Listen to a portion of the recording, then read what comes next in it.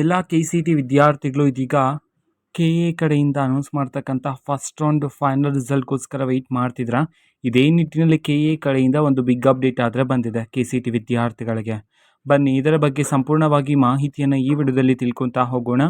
ವಿಡಿಯೋವನ್ನು ಸ್ಟಾರ್ಟ್ ಮಾಡ್ತೀನಿ. ಅದಕ್ಕಿಂತ ಮೊದಲು ನೀವಿನ್ನೂ ನಮ್ಮ ಚಾನಲ್ಗೆ ಸಬ್ಸ್ಕ್ರೈಬ್ ಮಾಡದೇ ಇದ್ರೆ ಈ ಕೂಡಲೇ ಚಾನಲ್ಗೆ ಸಬ್ಸ್ಕ್ರೈಬ್ ಮಾಡ್ಕೊಳ್ಳಿ ಮತ್ತು ಲೈಕ್ ಮಾಡಿ.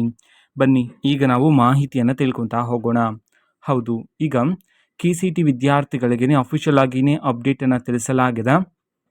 ಅದರಲ್ಲಿ ಏನಿದೆ ಅಂತ ನೋಡೋದಾದ್ರೆ, ಮೊದಲಿಗೆ UGCET 2026 ಕ್ರೀಡಾಕೂಟಕ್ಕೆ ಅರ್ಜಿ ಸಲ್ಲಿಸಿದ ಕ್ರೀಡಾಪಟುಗಳ ಕ್ರೀಡಾ ದಾಖಲೆಗಳನ್ನು ಪರಿಶೀಲಿಸಿ ಪರಿಷ್ಕೃತ ಪಟ್ಟಿಯನ್ನು ನೀಡುವ ಬಗ್ಗೆ ಅಧಿಕೃತವಾಗಿ ಇದೀಗ KA ಕಡೆಯಿಂದ ನೋಟಿಫಿಕೇಶನ್ ಮೂಲಕ ನೀಡಲಾಗಿದೆ.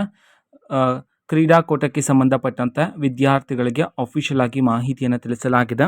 ಸೊ KCT ಪರೀಕ್ಷೆನ ಬರೆದಿರ್ತಕ್ಕಂತಹ ಕ್ರೀಡಾಕೂಟವನ್ನು ನೀವು ಸೆಲೆಕ್ಟ್ ಮಾಡಿರ್ತಕ್ಕಂಥ ವಿದ್ಯಾರ್ಥಿಗಳಿಗೆ ಇದು ಬಹುಮುಖ್ಯವಾಗಿರ್ತಕ್ಕಂತಹ ಮಾಹಿತಿ ಆಗಿರುತ್ತೆ.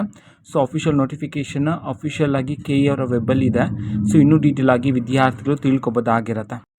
ಒಟ್ಟಾರೆ ಅನೆಕ್ಷರ್ 1 ಮತ್ತು ಅನೆಕ್ಷರ್ 2ಗೆ ಸಂಬಂಧಪಟ್ಟಂತೆ ಒಟ್ಟಾರೆ ಇರತಕ್ಕಂತಹ 367 ವಿದ್ಯಾರ್ಥಿಗಳಿಗೆ ಮಾಹಿತಿಯನ್ನು ಸಹ ನೋಟಿಫಿಕೇಷನಲ್ಲಿ ಇದೀಗ KA ಕಡೆಯಿಂದ ಅಧಿಕೃತವಾಗಿ ನೀಡಲಾಗಿದೆ. ಅಫಿಷಿಯಲ್ ವೆಬ್ಬಲ್ಲಿ ವಿದ್ಯಾರ್ಥಿಗಳು ಚೆಕ್ಔಟ್ ಮಾಡ್ಬೋದಾಗಿರುತ್ತೆ.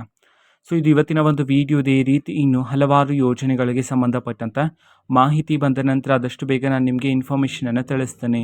ಅದಕ್ಕೋಸ್ಕರ ಚಾನಲ್ಗೆ ಸಬ್ಸ್ಕ್ರೈಬ್ ಮಾಡ್ಕೊಳ್ಳಿ ಮತ್ತು ಇನ್ಫಾರ್ಮೇಷನ್ ಇಷ್ಟ ಆಗಿದ್ರೆ ನಿಮ್ಮ ಫ್ರೆಂಡ್ಸ್ ಆ್ಯಂಡ್ ಫ್ಯಾಮಿಲಿ ಮೆಂಬರ್ಸ್ಗೂ ಸಹ ವಿಡಿಯೋವನ್ನು ಶೇರ್ ಮಾಡಿ, ಜೊತೆಗೆ ಚಾನಲ್ಗೆ ಸಬ್ಸ್ಕ್ರೈಬ್ ಮಾಡಿಕೊಂಡು ಸಪೋರ್ಟ್ ಮಾಡಿ. So thank you, bye.